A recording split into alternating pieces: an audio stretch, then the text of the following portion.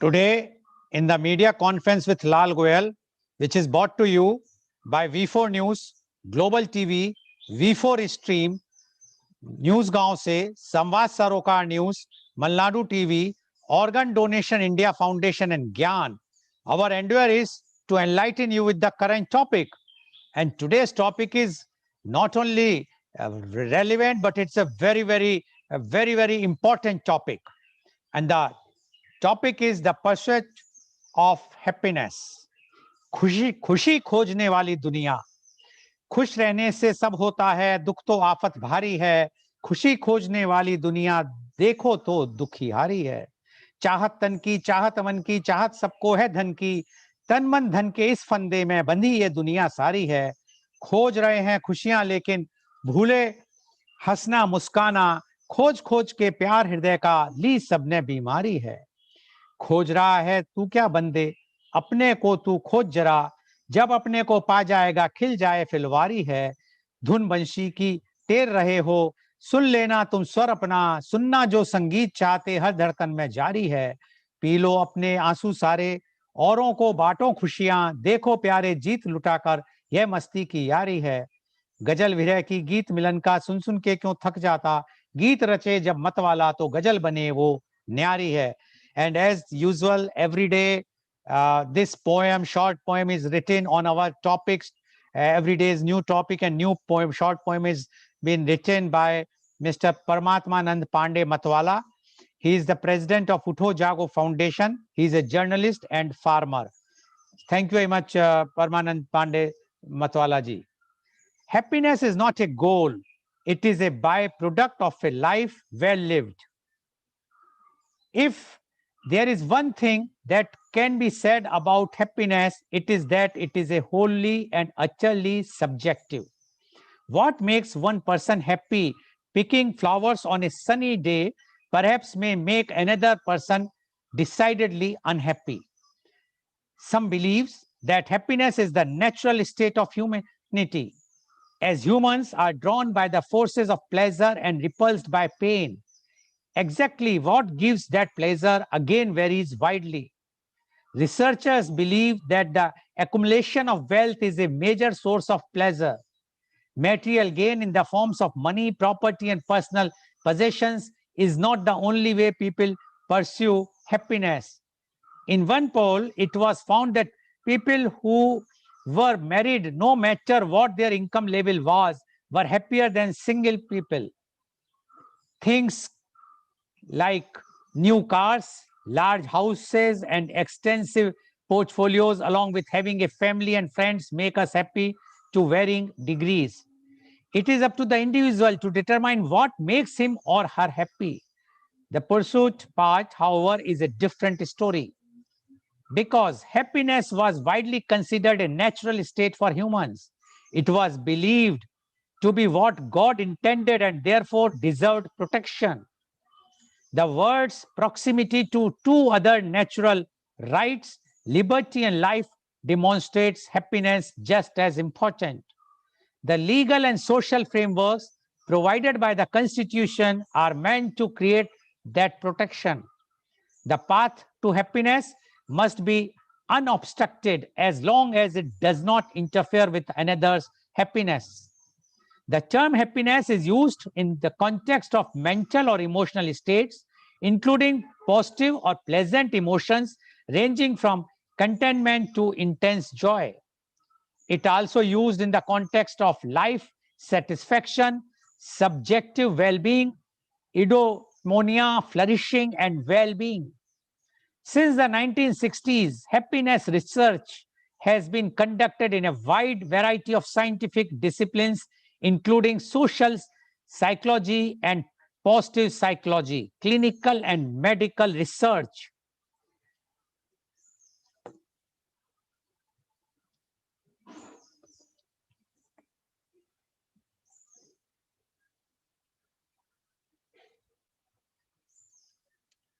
Since the 1960s, happiness research has been conducted in a wide variety of scientific disciplines, including a social psychology and positive psychology, clinical and medical research, and happiness economics. Happiness is the subject of debate on usage and meaning and on possible differences in understanding by culture.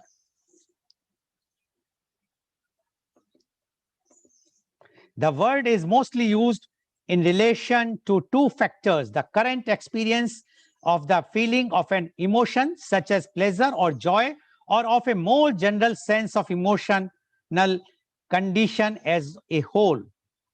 For instance, Daniel Kahneman has defined happiness as what I experience here and now.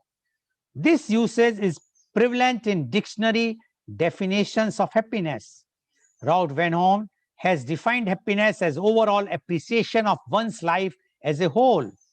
Kahneman has said that this is more important to people than current experience. Some usage can include both of these factors. Subjective well-being includes measures of current experience, emotions, moods, and feelings, and of life satisfaction. For instance, some described happiness as the experience of joy, contentment, or positive well-being, combined with a sense that one's life is good, meaningful, and worthwhile. Eudaimonia is a Greek term variously translated as happiness, welfare, flourishing, and blessedness. Xavier Landis has proposed that happiness include measures of subjective well-being, mood, and eudaimonia. These differences uses can give different results. For instance, the correlation of income levels has been shown to be substantial with life satisfaction measures, but to be far weaker, at least above a certain threshold, with current experience measures. Whereas Nordic countries often scores highest on SWAP survey, South American countries score higher on effect-based surveys of current positive life experiencing. The implied meaning of the word may vary depending on context, qualifying happiness as a polysem and a fuzzy concept. A further issue is when measurement is made, appraisal of a level of happiness at the time of the experience may be different from appraisal via memory at a later date. Personal happiness aims can be affected by cultural factors. Hedonism appears to be more strongly related to happiness in more individualistic cultures. Cultural views on happiness have changed over time. For instance, Western concern about childhood being a time of happiness has occurred only since the 19th century. Not all cultures seek to maximize happiness, and some cultures are averse to happiness. People in countries with high cultural religiosity tend to relate their life satisfaction less to their emotional experiences than people in more secular countries. In Advaita Vedanta, the ultimate goal of life is happiness in the sense that duality between Atma and Brahm is transcended and one realizes oneself to be the self in all. Patanjali, author of the Yoga Sutra, wrote quite extensively, exhaustively on the psychological and ontological roots of bliss. Theories on how to achieve happiness include encountering unexpected positive events, seeing a significant other, and basking in the acceptance and praise of others. However, others believe that happiness is not solely derived from external momentary pleasures. Various writers, including Thomas and Tolle, have written that the act of searching or seeking for happiness is incompatible with being happy.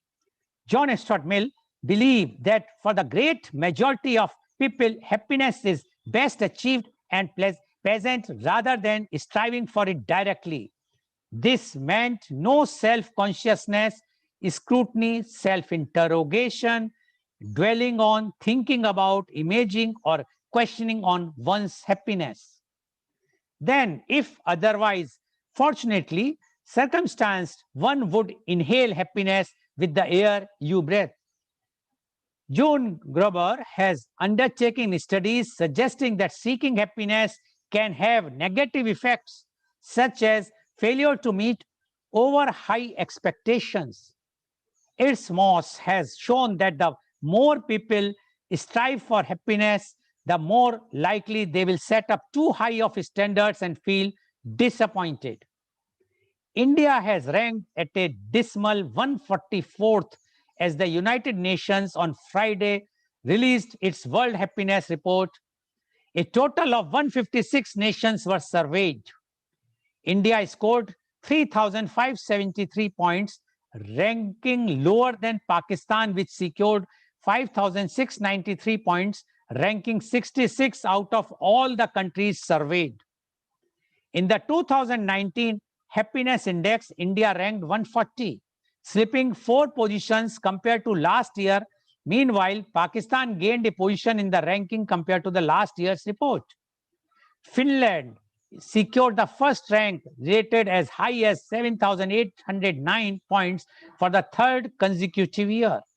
The country was followed closely by Denmark, 7,646 points, and Switzerland, 7,560 points, ranked at number 2 and 3 spots, respectively. Iceland and Norway secured the 4th and 5th rank, respectively. The happiest countries are those where people feel a sense of belonging, where they trust and enjoy each other and their shared institutions.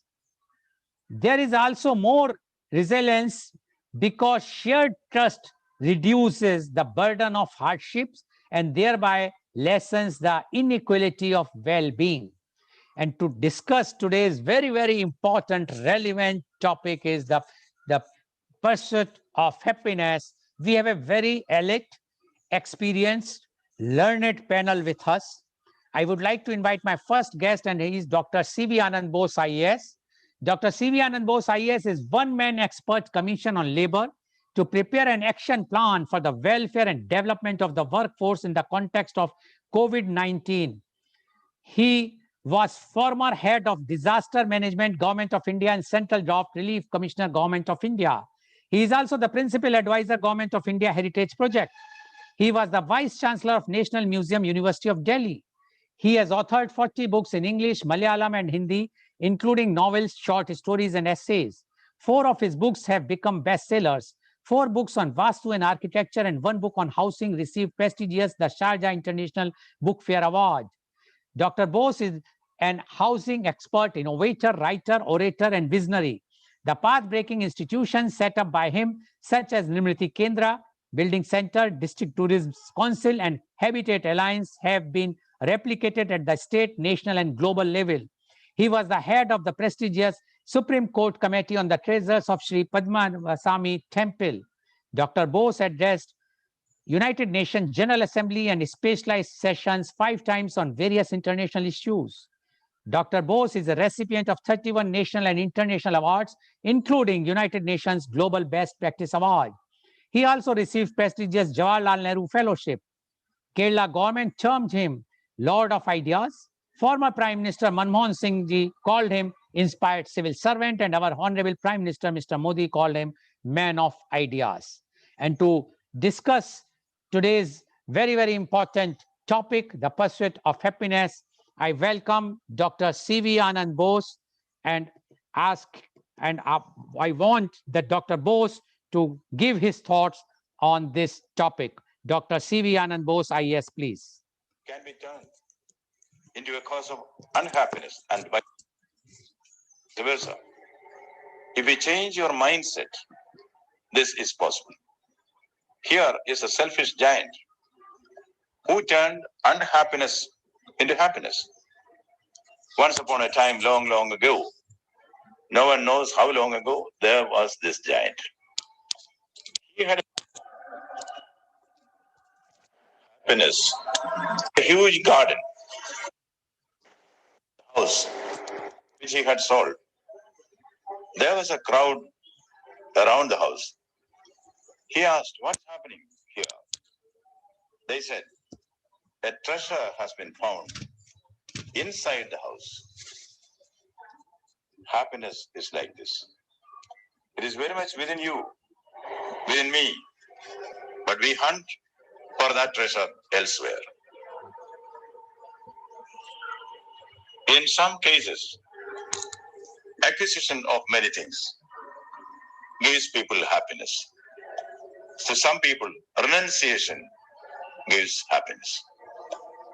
O. Henry has this story to tell. There was a young girl. She was laid up in bed. All she could do was look out through the window from her sick bed. There was a tree outside the window. Each day, the leaves will fall from the tree. The young girl knew with each leaf falling, she is losing a day in her life. There was this old man in the neighborhood. He's a painter. He was waiting for the day when his masterpiece would be painted. Now, there is only one leaf left in the tree. The girl knew with the fall of the last leaf, she will breathe her last on earth. She was sad. The neighbors were sad. Early morning, the neighbors peeped in through the window. The young girl was dancing with joy. She got a new lease of life.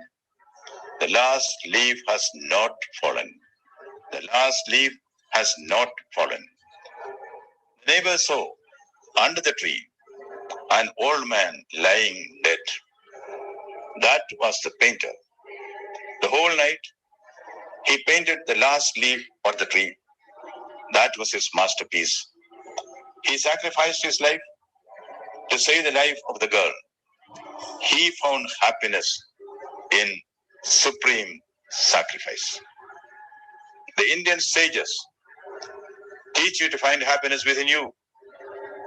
The supreme happiness or ananda comes from the inner world, not the outer world.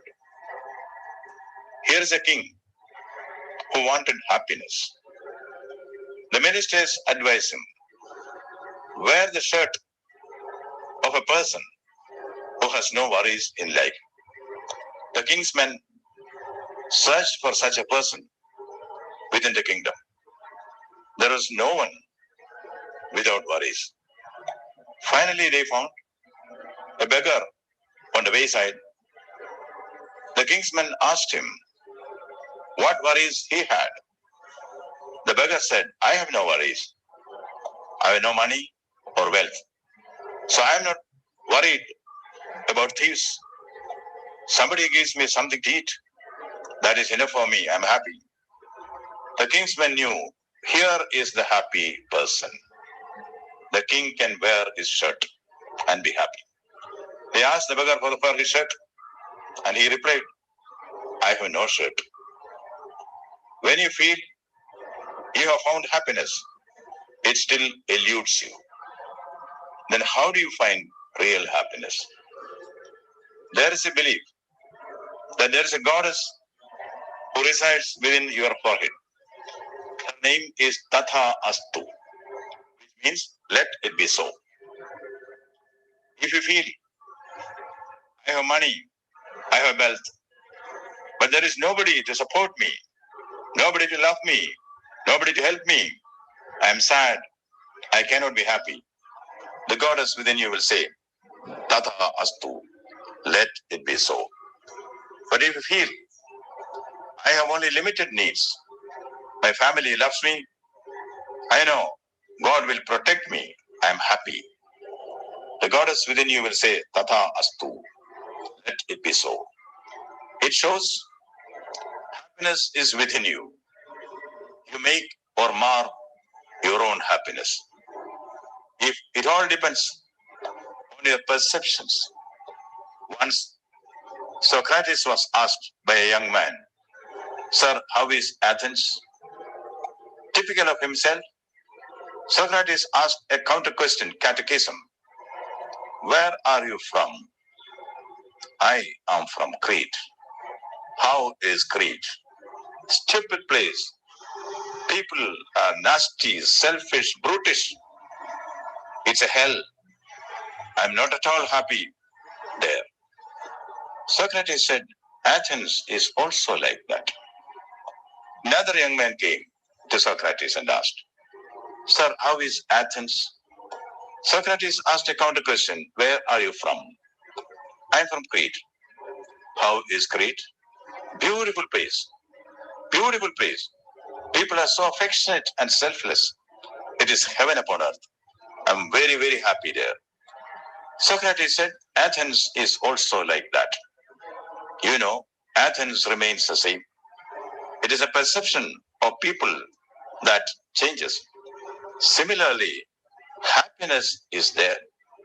It is our perception of happiness that changes. That is why it is said, one man's meat is another man's poison. Some cynic has amended it. One man's poison is another man's wife. The scientists would say, your happiness depends on the hormone dopamine. The more dopamine, the more happiness. But whatever science tells you cannot be taken always on the face value.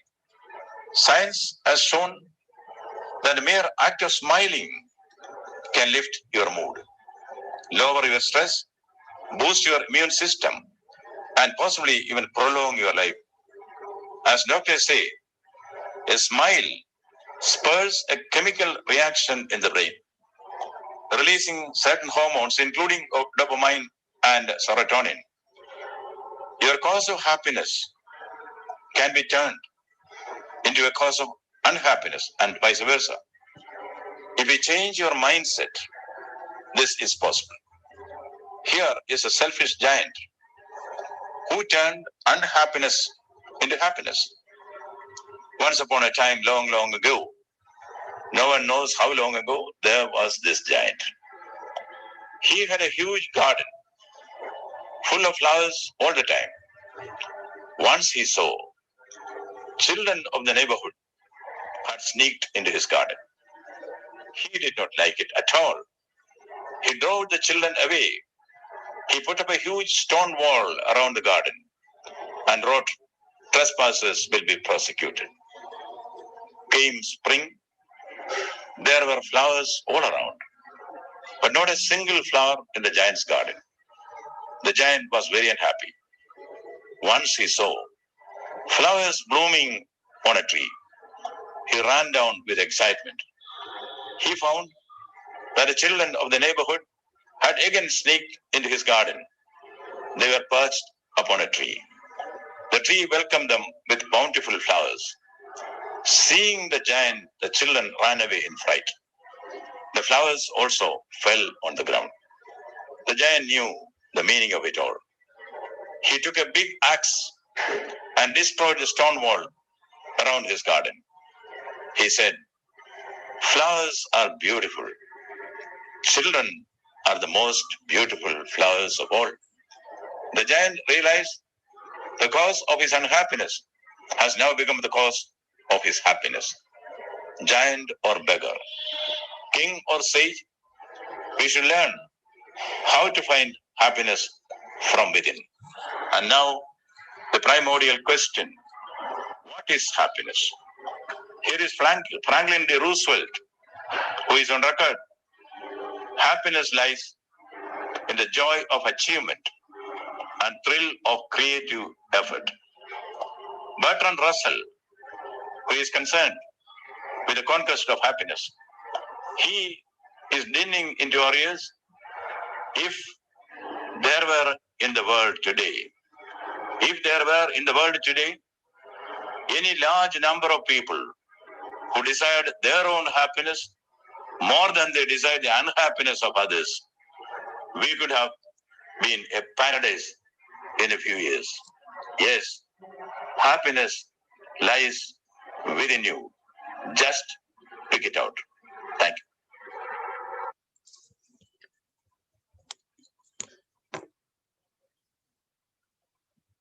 Thank you very much, Dr. C.V. Anand Bose. Although Dr. Bose could not join live today because he has to go for an urgent meeting, being in the government of India as a his one-man expert commission, but he was kind enough to send his recording, which I was played here, and I will only use one sentence which he said, that the happiness is within you. You go and pick it up. So this is the essence of the happiness as per Dr. C.V. Anand Bose. Thank you very much, Dr. C.V. Anand Bose, for giving your views.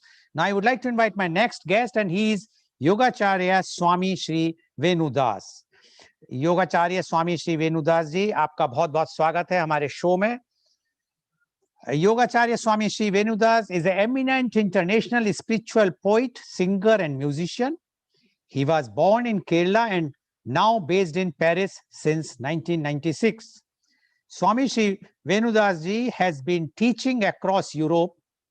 Swami Sri Venudas was introduced to the highest spiritual concepts by his grandfather, Sri Deva Perumal, who taught him all the essential notions of teaching and guidance, as well as the crucial relationship between pupil and master, Guru Kula. A poet and musician dedicated to the study of Vedanta, Yoga, and Ayurveda, Swami Sri Venudas' grandfather was a wise man with a deep love of nature and a great awareness of all its benefits. From the age of 4, under his grandfather's guidance, Sri Venudas was exposed to the foundations of Hatha Yoga and classical singing, a legacy which he treasures and has been passionately devoted to ever since. Known for being a gifted singer, Swami Sri Venudas has performed across Europe and India and taught music along with great texts of Indian spirituality, Vedanta, Bhagavad Gita, Yoga Sutra, and Patanjali, and yoga for over 30 years. He teaches with kindness and beauty the spiritual purity and benefits of the Dharma that is in harmony with the cosmic laws, physical health, and spiritual liberation, aiming to reunite with the world. आपका बहुत बहुत स्वागत है योगाचार्य स्वामी श्री वेणुदास जी हमारे show में. आप अपने को अनम्यूट कर लीजिए प्लीज. योगाचार्य स्वामी श्री वेणुदास जी, अभी you have heard what Dr. C.V. Anand Bose IAS has mentioned in his opening remarks. And he emphasized that the happiness is within. Happiness has nothing to do with the material world, like the Western culture, which says that the happiness belongs to those persons who have lots of money, cars, and whatnot. But according to Dr. C.V. Anand Bose, it is nothing but your happiness within you. And he has narrated few of the stories and those experiences of other wise people. Now, we would like to know from you the pursuit of happiness. Yogacharya Swami Sri Venudas, please. Om Gurur Brahma Gurur Vishnu Gurur Devo Maheshwaraha Guru Sakshat Param Brahma Tasmai Shri Gurave Namaha. Om Sada Shiva Samarambham Shankaracharya Madhyamam Asmadacharya Paryantam Vande Guru Paramparam.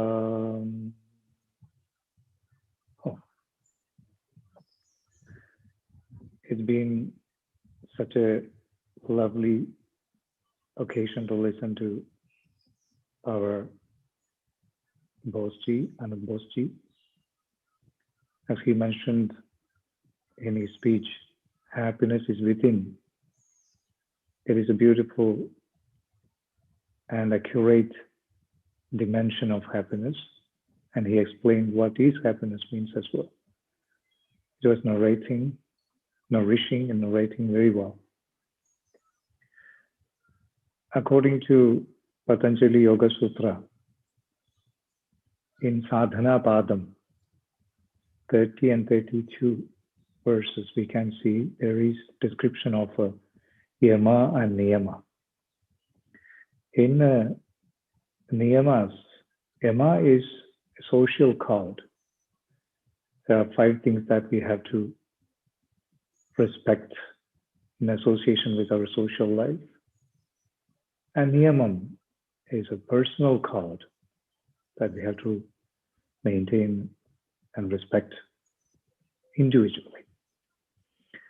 The second one is named Santosha on the niyamas. Santosham. This is what human is ultimately looking for, materially or spiritually, knowingly or unknowingly, consciously or unconsciously. We are all in search of this unseen friend, happiness.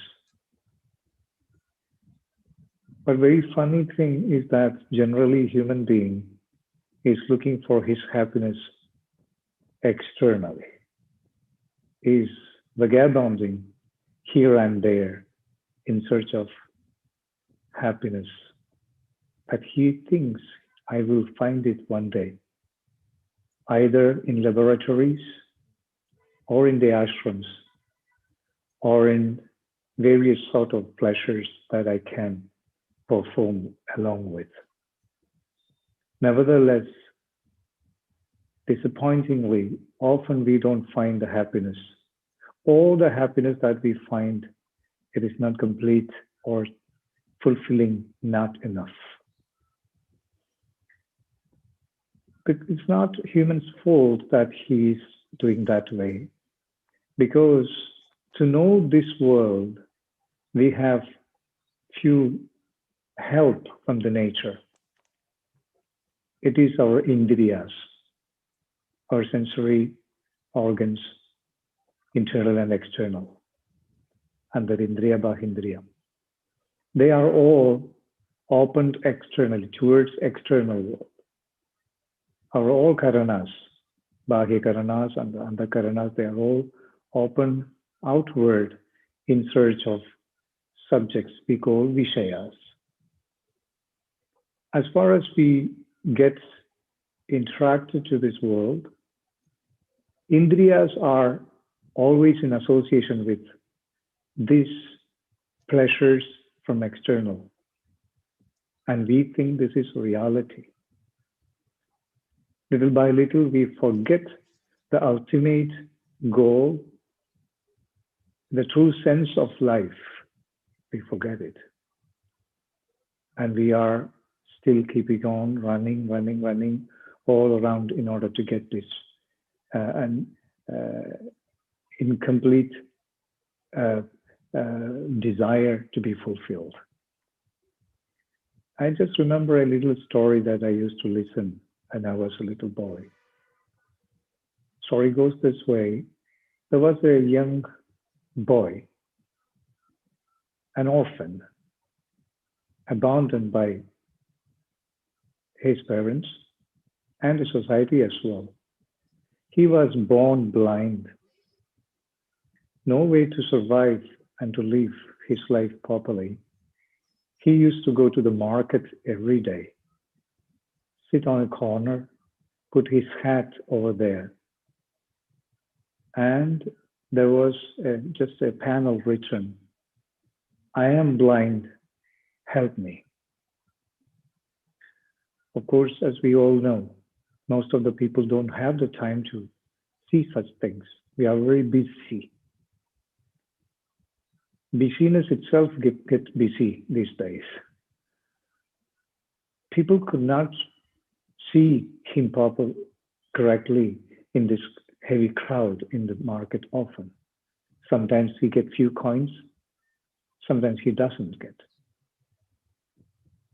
One day there was a stranger came across the market and he saw this little boy sitting there and begging for some coins for his food.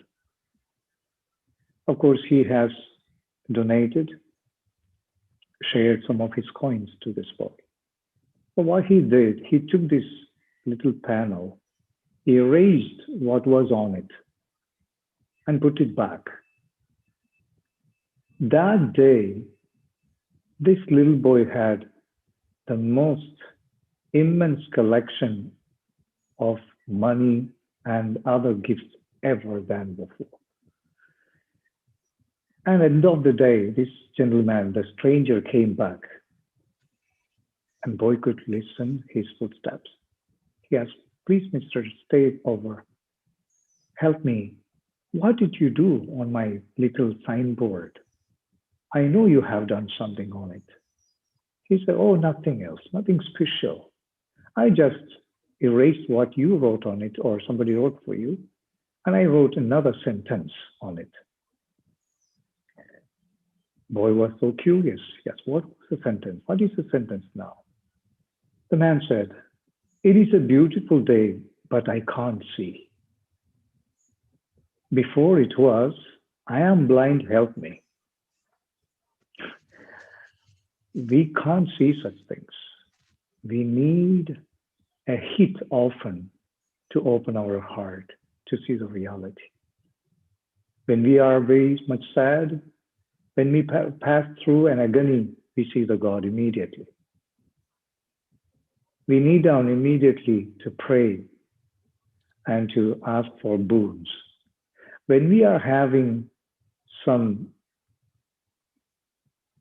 advantages of life, achievements of life, we always say, "It's because of my personal graceness that I am this way today." So that little sentence changed the perspective of the passengers, people who were passing around.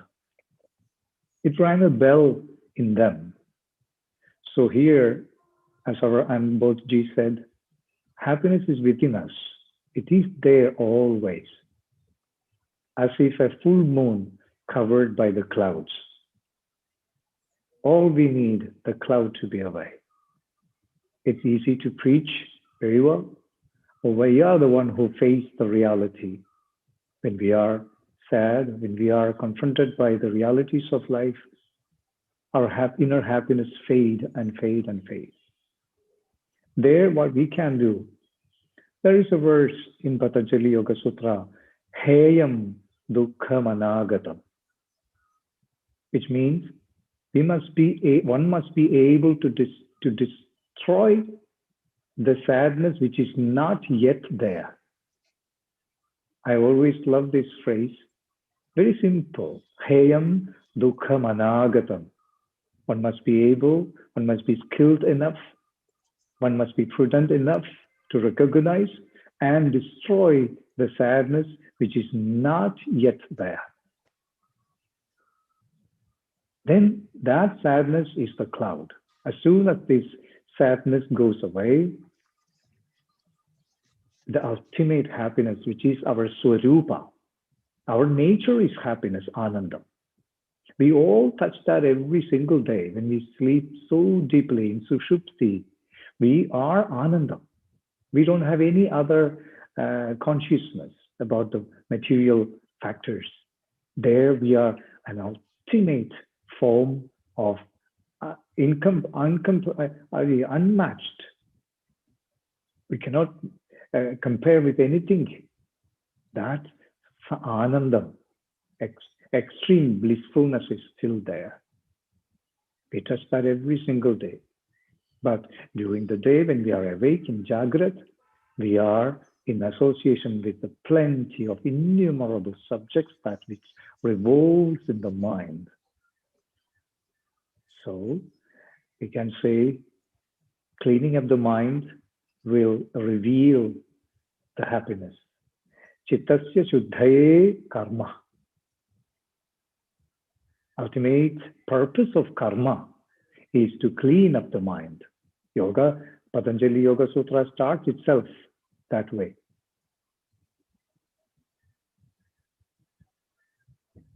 So, for my humble opinion, we don't need to search for the happiness at the first place outside.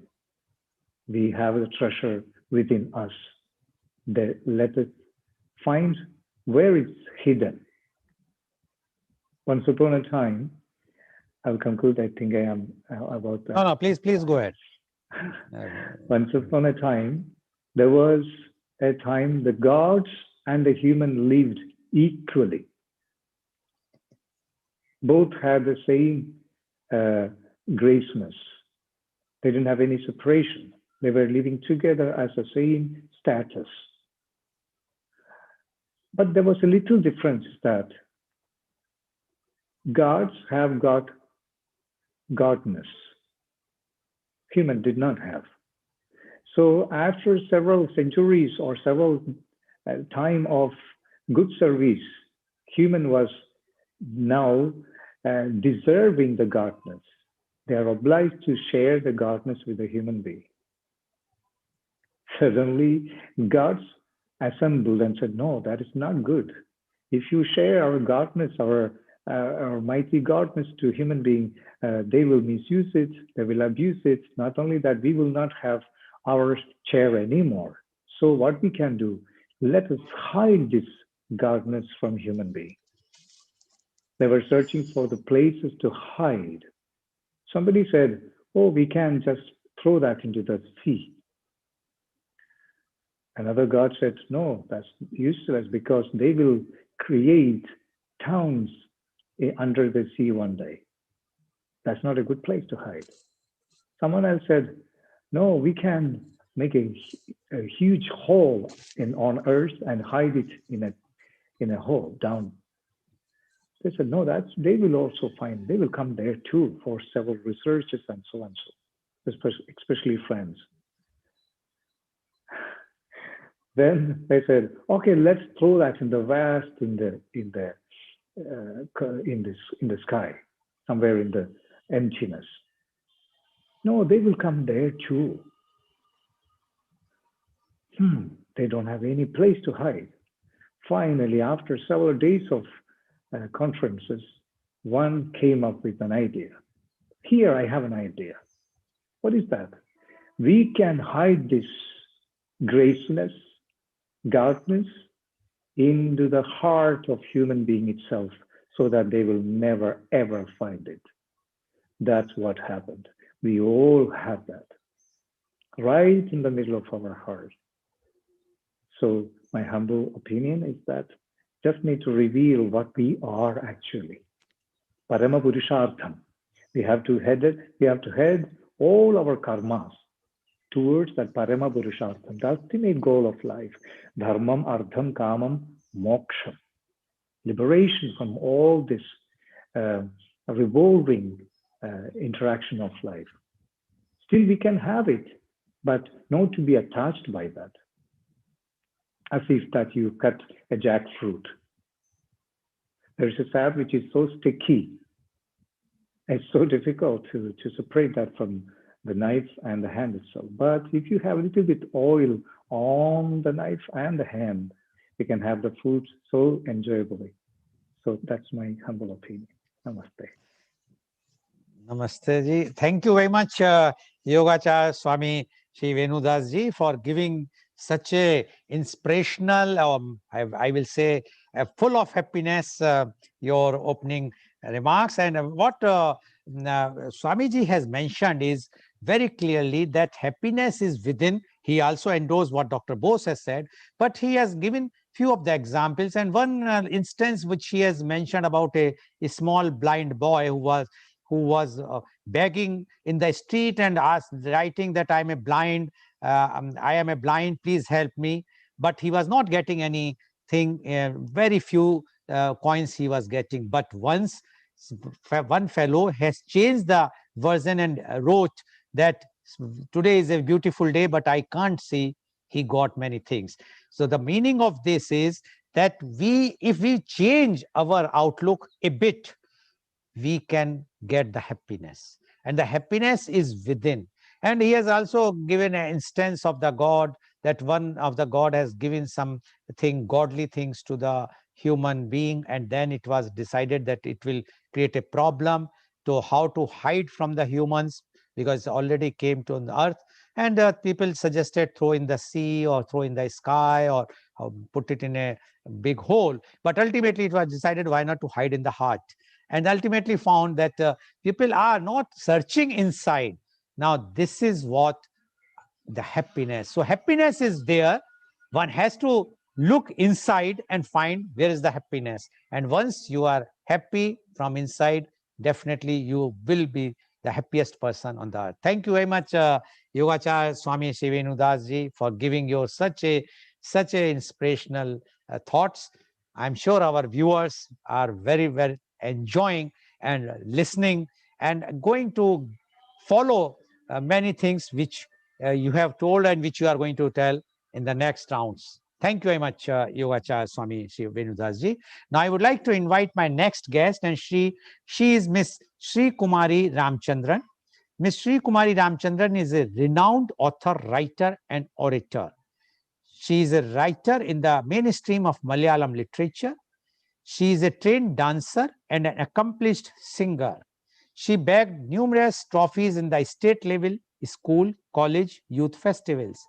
She is a graduate in economics from Kerala University and a Visharad in Hindi language from Dakshin Bharat Hindi Prachar Sabha. After an early marriage to advocate C. Ramchandra Menon, she chose to live the quiet life of a homemaker for nearly 20 years. She took to writing in 1988. By 1992, she got auditioned by the All India Radio and was elevated to be high grade in music.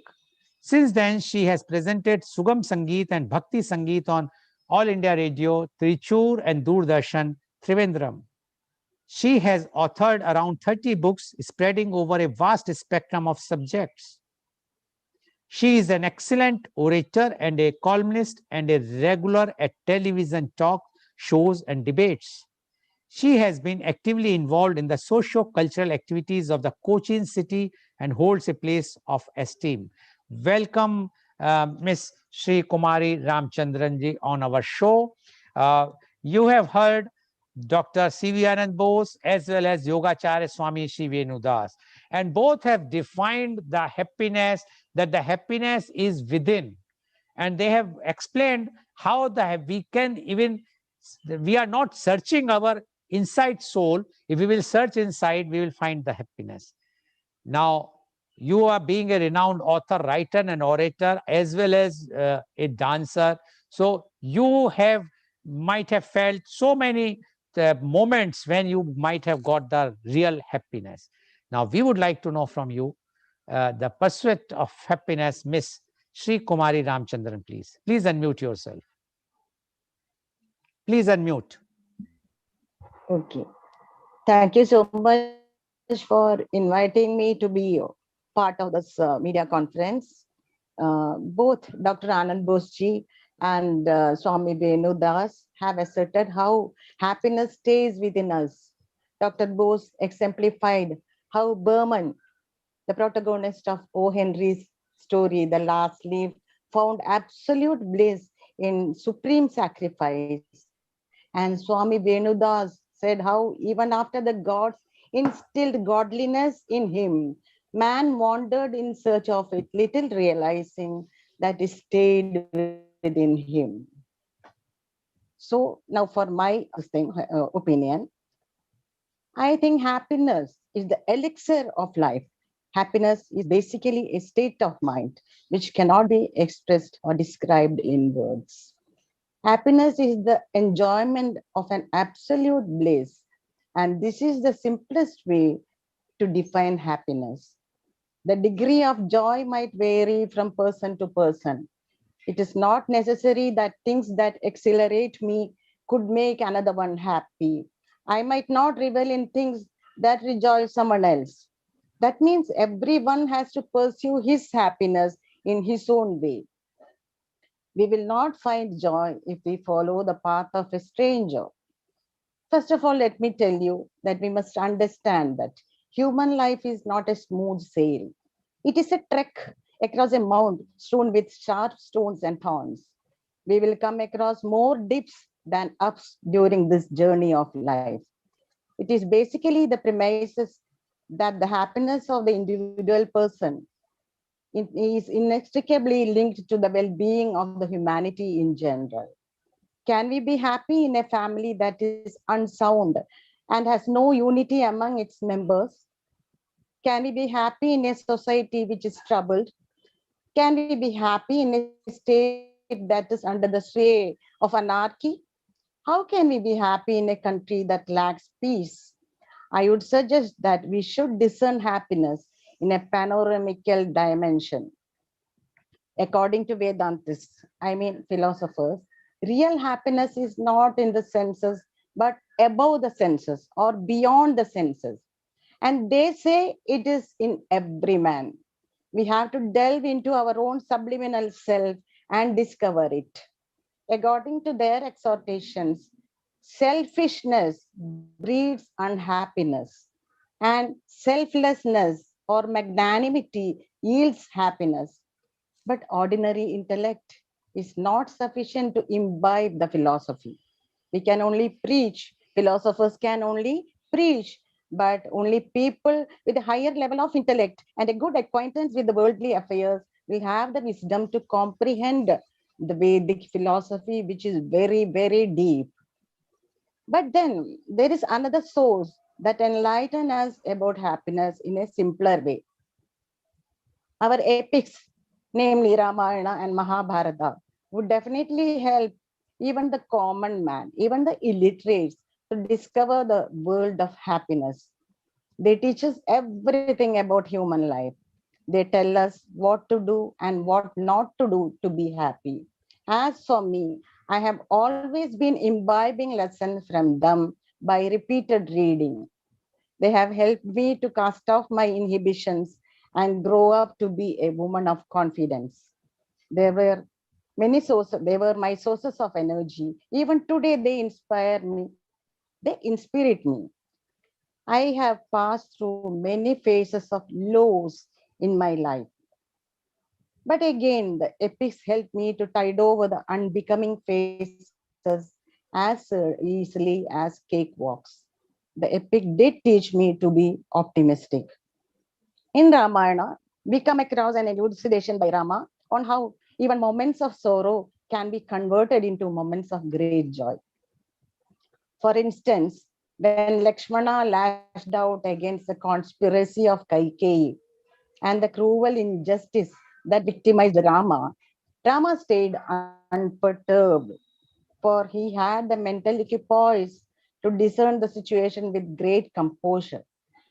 He looks at his life in exile as a God given opportunity to enjoy the sylvan beauty of the forests and mountains, and also an opportunity to live in the company of the rishis. On another occasion, Lakshmana stands in a bewilder, looking at River Ganga that was full of whirlpools and huge boulders. He constructs a raft to cross the river, but he dares not take his brother and Sita across the river. Here also, we come across an elucidation by Rama. He tells Lakshmana that even the most unfavorable circumstances can be made favorable if one has the will and fortitude. So, when we read Ramayana, we understand that happiness and sorrow sprout up from the same source, that is our innate mind. Ullur S. Parameshwara Iyer, the great poet of Kerala, has rightly sung in his poem that man creates his own heaven and his own hell. In Malayalam, Namukku Name Panivadu Nagam Narakavu Madhupole. This is the Malayalam verse. The meaning is man creates his own heaven and his own hell. It is for us to decide whether to be happy or unhappy. I have seen people invoking sorrow by self sympathy. I would look at it as a psychological disorder. Unfortunately, there is no treatment for such psychological ailments. Such people have to find out a way to escape the condition in their own way. Here again, I will cite the example of Rama and Sita. They lived in the forest of Chitrakoot as happily as they lived in Ayodhya amidst all royal luxuries. They were as comfortable and happy in clothes made of the inner bark of trees as they were in silks. They relished fruits, honey, tubers, and other things in the forest as happily as they relished the daintily cooked dishes of the palace kitchen. They enjoyed the company of the rishis as heartily as they used to enjoy the company of the urban population of Ayodhya. The chirpings of the forest birds lifted their hearts as sweetly as the melodies of the palace singers. From all these we understand that happiness is not a destination in life. In fact, the true secret of happiness lies in our attitude. It is based on the way we discern life, be it a man or a woman, family. I always stand for the family. Family is the basic source of happiness. Each and every member of the family shall take genuine interest in all the details of daily life. In a family, caring and sharing mean a lot. They are the keystones of a happy life. From my experience as a family being and a social being, I would rather prescribe an 8 rule capsule that could help one to be happy. One, it's not philosophy, it's not Veda, nothing is purely worldly. One, never interfere in the life, freedom, and privacy of others, even if they are your own children, lest their rebuff would lower your spirits. Freedom is precious to all. Two, be contented with what you have, especially money, for comparing yourself with others who are in a better financial position than you would lower your spirits. Help others.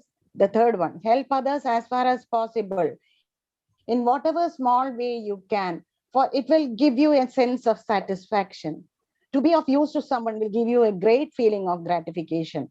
Monetary help is not the only help one can offer. Not everyone can do it also. Physical help or physical service is the best help one can offer to others who are in need of it. Providing moral support to those who need it also is a kind of service. But never expect anything in return, for gratitude is very, very dear in this world. When ignored by the very same people whom you have helped, your spirits will sink for sure and you will be unhappy. So either you do not help others at all or follow the help and forget policy as suggested by Lord Krishna in his Gita. Karmanyevadhikaraste na ma phaleshu kadachana. Now, five, avoid arguments to prove your upmanship and knowledge, because arguments sire enmity even among siblings. The result will be nothing but unhappiness. Now, the sixth ingredient of the capsule, live in harmony with your neighbors, because you will have to depend on them during times of need. A good neighbor will cheer up your mind like a good sibling. Now, seven, try to live with your own money, which you earn from your own sweat, and never borrow money from anyone as far as possible. The feeling of obligation is bitter and it will lower your spirits. Nonetheless, financial security is very important in life. I would say that. Now, eight, to be happy, we shall define ourselves and must not allow other people's limited perceptions to define us. We might have our own plus points and minus points. Think only about the plus points. To be happy, let us do what we can with what we have, wherever we are. And ultimately, the very purpose of life is not to be happy. It is to be useful, to be honorable, to be compassionate, to have it make some difference that you have lived and lived well. So if time is there, Yes, please go ahead. uh, to quote the Buddha, happiness is the ultimate freedom from dukkha, that is suffering. Vivekananda defines it thus: happiness or freedom from suffering is not love nor hate, nor pleasure nor pain, nor death nor life. And according to Jesus Christ, you will be happy and peaceful when the Lord pervades your heart. Happiness is also a journey, very much like a trip of pilgrimage. It's a pursuit, it's a process. It might be hidden within us. Happiness may be hidden within us. It may be spread all around us. Like in the most sold book across the world, The Alchemist, the treasure for which the protagonist searched far and wide was hidden under his very nose, where he started from. So we all pursue it, but happiness is all around. We forget that it's all around us. We just need to reach out to it. And I too believe that trust in the absolute one, that is, trust in God, is a source of hope, peace, and joy. To understand this, just read our epics and also the biographies of our great saint poets like Tulsidas, Mirabai, Sant Kabir, Surdas, and others in this line. So this Okay. is what I have to Okay. say Okay. about happiness. Okay, thank you very much, Shri Kumari ji, for giving such a 8-point capsule, which she says that if we will follow, then the happiness will always be there. And she insisted and emphasized that the epics like Ramayana or other great things which have been written in past, and the great personalities like Vivekananda or Tulsidas or Surdas, if we will read and study what they have written, then we can get the real happiness. And instead of going for the worldly things, if we, even if we have to face, because when you are in this world, you will be facing lots of things, but if you are taking solace in these types of epics, you will get the answer to your sorrow, and you may feel the happiness which is required today. Although he says, according to Ms. Sri Kumari, to help others, to be compassionate, and to live for the betterment of the others or the society is the real happiness. Thank you very much, Ms. Sri Kumari Ramchandran, for giving your such a beautiful views.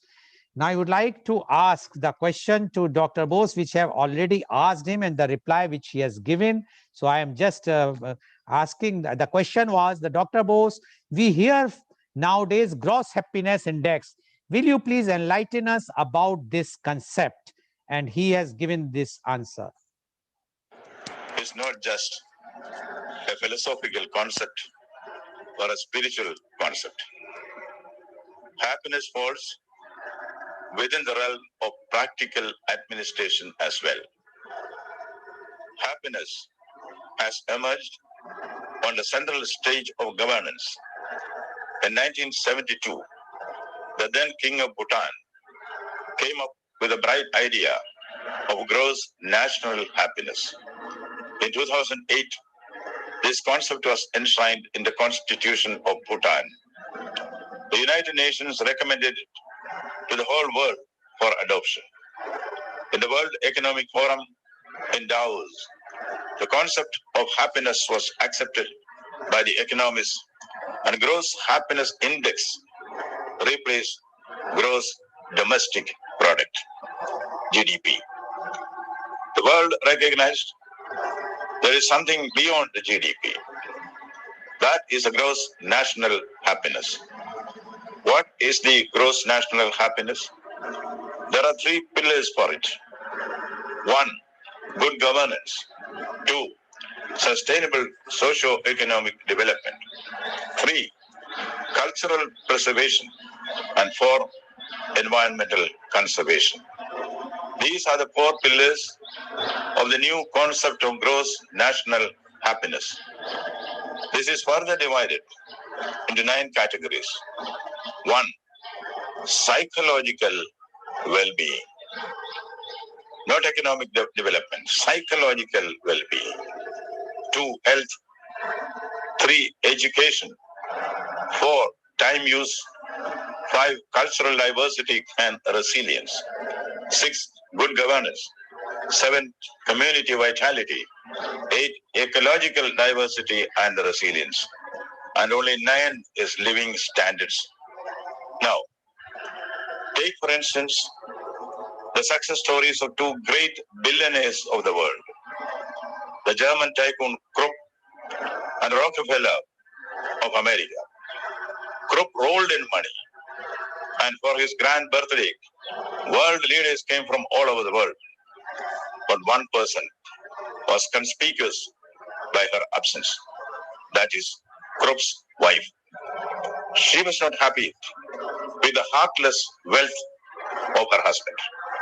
And Rockefeller destroyed all his rivals in business and made tons of money. His son once asked him, "Why do you make so much money?" No one is happy about it. The Rockefeller Foundation for Philanthropy was created at the instance of his son. Now, Rockefeller is remembered for the good work done by his foundation. In making money, he spoiled the happiness of many, including that of his and his son. But when that money was well spent, it made many people happy. The Bhagavad Gita tells us, Karmanyevadhikaraste ma paleshu kadayana. Do your duty and mindful of the results. The Bhagavad Gita also says, Jadasya hi dhruvam mrityam dhruvam janma mradasyata tasmad apariharyate natvam shochidam arhasi. Those who are born will die, those who die will be reborn. Why fret about things over which you have no control? In the pursuit of happiness, I am not with the Epicureans or the Bohemians, but I am certainly with Omar Khayyam, who says in his Rubaiyat, unborn tomorrows, dead yesterdays, why fret about them if today be the sweet? Harivansh Rai Bachchan, father of Amitabh Bachchan, says in his poem, Jo beet gayi, so baat gayi. There is a doha in Hindi, Tera sai tuj mein, Tera sai tuj mein, jo pukupan mein baas, Kasturi ka mirg jo bhar bhar thunde khas. Your God is within you, but like the musk deer who searches for the fragrance in the grass around, you search for God all around. This is very relevant in the case of happiness. Your happiness is within you. No need to search around like the musk deer. I have a shortcut for happiness. This is my personal recipe. My name itself means happiness, Ananda. Now my worry is why Ananda is not becoming Paramananda. I hope the all-knowing Goel ji, our distinguished mentor, and our very dear viewers will find an answer to this dilemma. Thank you.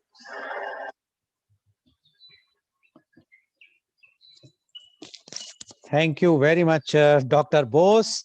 And you have, instead of giving the answer, you have put a question to us to answer. Okay, we will find out this answer. Now, I would like to ask our next guest, Swamiji. Swamiji, Dr. Bose also mentioned, you also mentioned, and Ms. Sri Kumari Ramchandran has also mentioned that we have happiness within. Now, today's time, which is a very materialistic time, everyone is running after money, earning name, fame. They have nobody is having time. Everyone is busy. Now, how to get that inner happiness? Because the answer, pursuit to happiness is fine. I remember by this name, there was a novel written and then there's a movie was made, very famous movie of the same name, The Pursuit of Happiness, in which I will just mention one thing, that a person who has lost everything and at one time he and his son spent time in a washroom of a railway station, and after that that person become very rich, and in the concluding, before the conclusion of the movie, he asked his son, now I have everything, so you are happy? So he said, no daddy, I was happy when we spent time together in that washroom of that railway station. Now, if these are the definitions or the things of happiness, and we are searching happiness, we are working day and night for the happiness, why we cannot find happiness when, as you said, everybody says it's in within us? What is the way?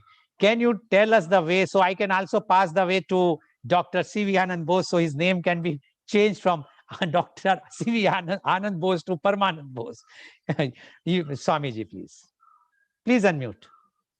Please unmute. That was such a lovely thing to listen from him. Anand Bose ji makes me laugh all the time. It's such a sense of humor is hidden in his each speech all the time.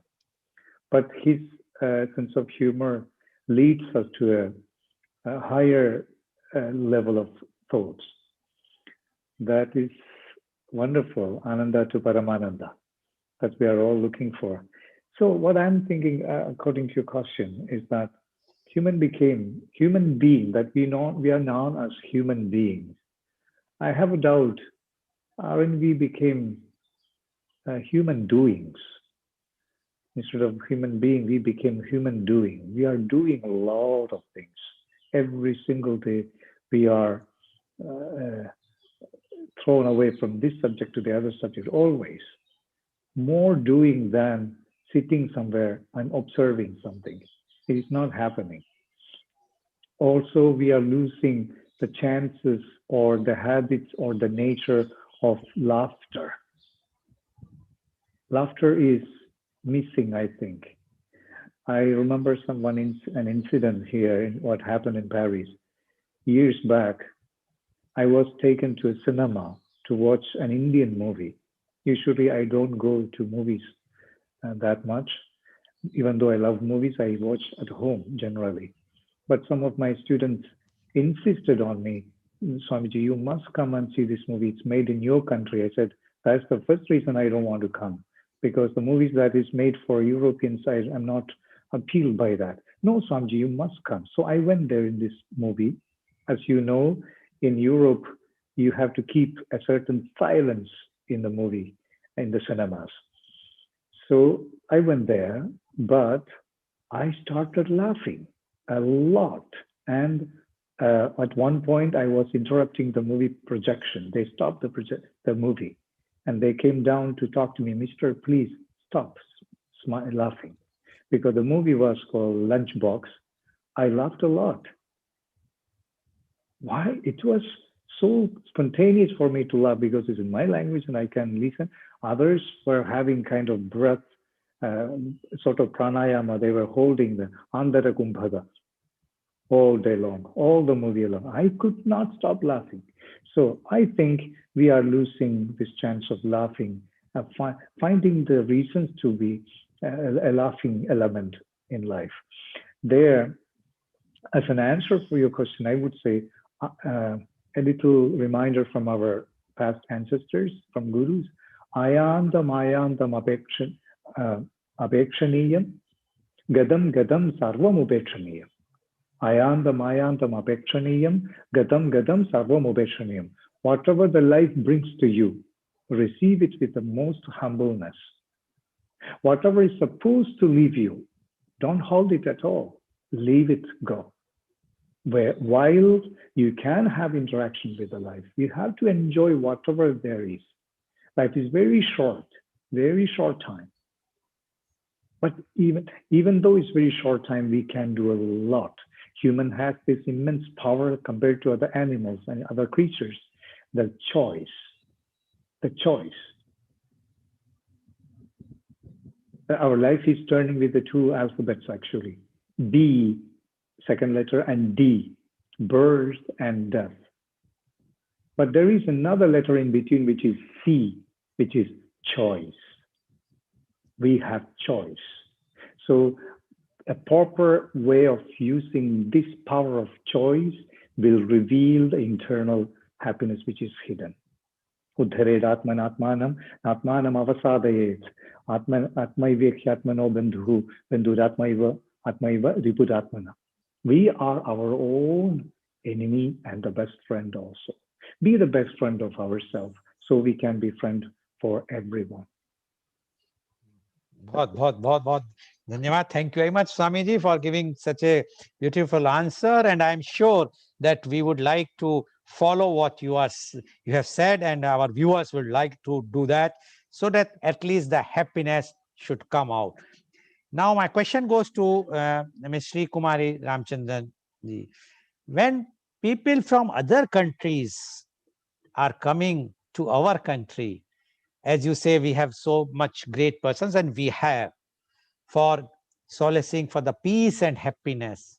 Why we are not finding that peace and happiness here?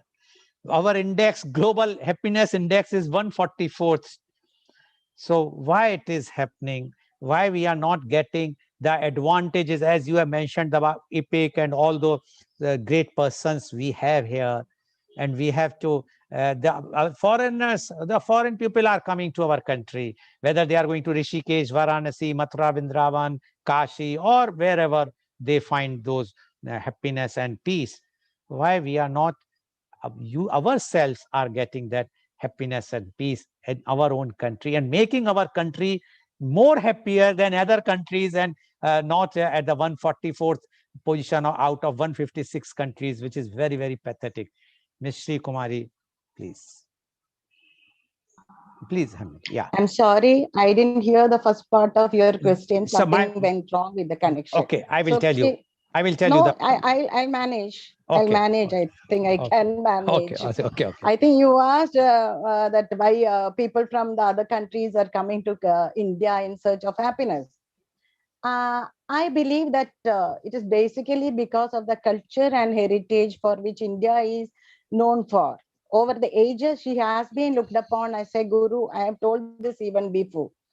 I believe that the people of India, they enjoy happiness more than the people of countries that are in a much better position than her in the material field. I would give credit to the family concept of our nation, which still uphold the joint family system. And we prefer natural things. I think many of us, we prefer natural sources and natural materials, natural things than artificial things. To explain this, I may have to tell a small story if I have time. I think. Yes. That is, once there lived a king who was very popular among his subjects. Every night after his hectic work, he would lie down on his bed. He had a garden close to his bedroom, and there was a nightingale. And this nightingale, she would come and sit on the windowsill of the king's bedroom and sing a song. Every day she will sing a new song. The king would sleep peacefully, enjoying her melodies. This went on until one day a stranger, I'm underlining, a stranger came to the palace and gifted a toy bird to the king.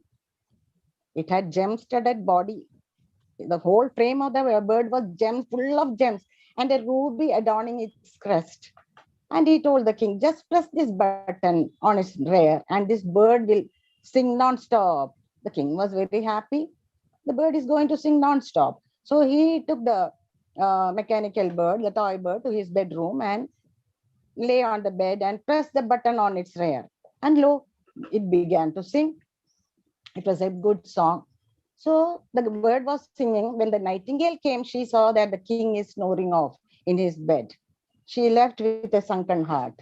The following day also, she came to the bedroom to see the king sleeping in the bed peacefully. She was shattered and she flew away to a faraway forest. Days rolled by. At the palace, the king was bored after listening to the same song. Repetition, same song rendered by the toy bird. Fed up of the toy bird, he threw it away and yearned for his nightingale. In a couple of days, he fell ill. Medicines failed to cure him. Meanwhile, the nightingale got news about the king. She was in the forest. From the forest, she rushed back to the palace. She was sad to find her king rolling on the bed without getting proper sleep. So she sat on the windowsill and began to sing a new melody. The king had a flutter in his heart. After weeks, he slept peacefully. The following day, the king woke up afresh, much to the surprise and joy of his ministers and family.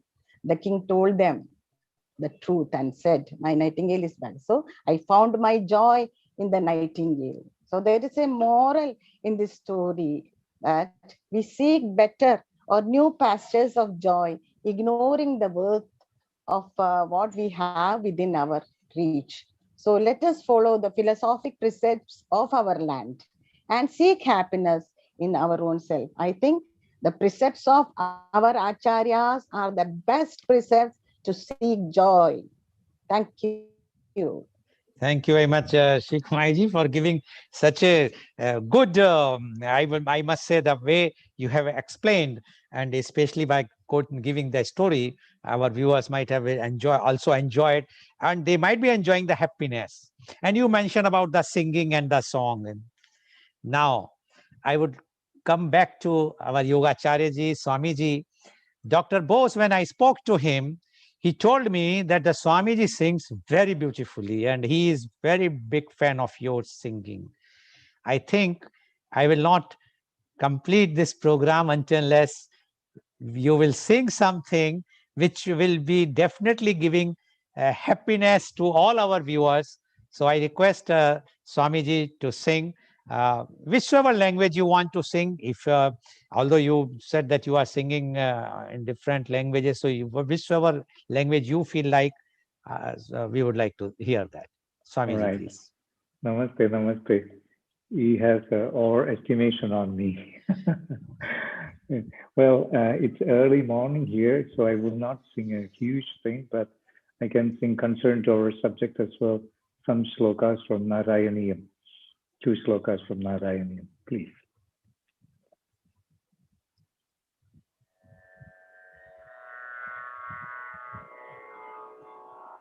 आनीलश्लक्ष्णकेशम् ज्वलितमकरसत्कुण्डलं मन्दहासस्यन्द्यार्द्रम् कौस्तुभश्रीपरिगतवनमालोरुहाराभिरामम् श्रीवत्साङ्गं सुबाहुं मृदुलसदुदरं काञ्चनच्छायचेलम् चारुस्निग्धोरुमम्बोरुहललितपदं भावये अहं भवन्तम् शब्दब्रह्मेति कर्मेत्यणुरिति भगवन्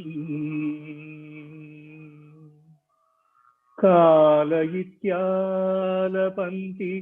त्वामेकं विश्वहेतुं सकलमयतया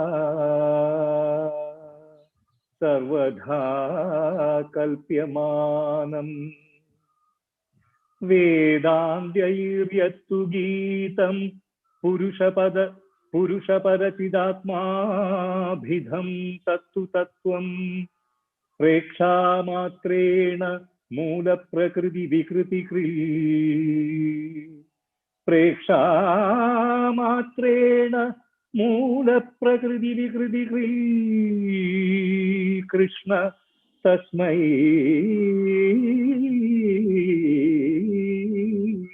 नमस्ते।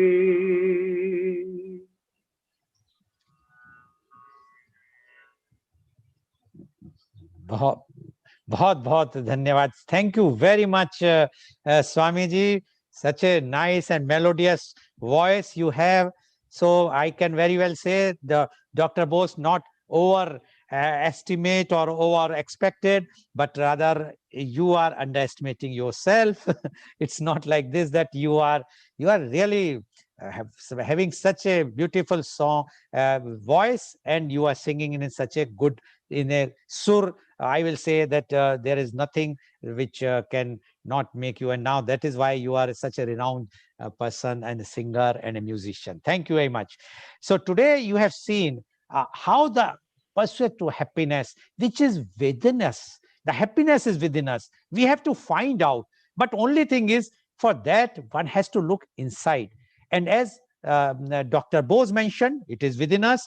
Swamiji mentioned, it is with us. Only thing is, we have to search for that thing, not going for those materialistic things. And we must try to laugh for all the reasons, so that at least we will get that happiness. If we are happy, we can make the society happy. And what Miss Sri Kumari Ramchandra has mentioned, that happiness is there, and it is there in our Indian culture. And she has mentioned about the epics, about Ramayana, about the great personalities, great saints, sadhu, mahatmas, who have taught in this, who were there in this country, and who have taught all of us many, many great things. And that's why happiness is there.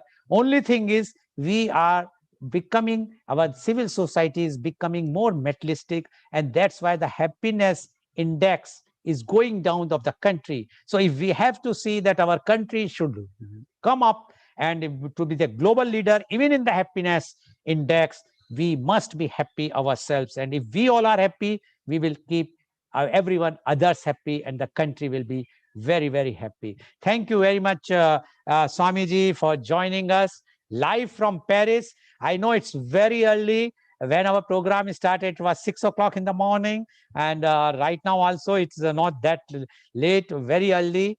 But I am very happy and that you have joined. Thank you very much, Ms. Sri Kumari ji, from joining and giving your thoughts. And thank you very much, Dr. Bose. Although we missed you today's program, but you are kind enough to give the complete sense of the topic through your recorded version. Thank you very much. And thank you all the viewers for watching us. And today's program, which has been live telecasted by V4 News, Global TV, V4 Stream, Malnadu TV, News Gaon se Samvad Saroka News, as well as it was shown live on Facebook and YouTube.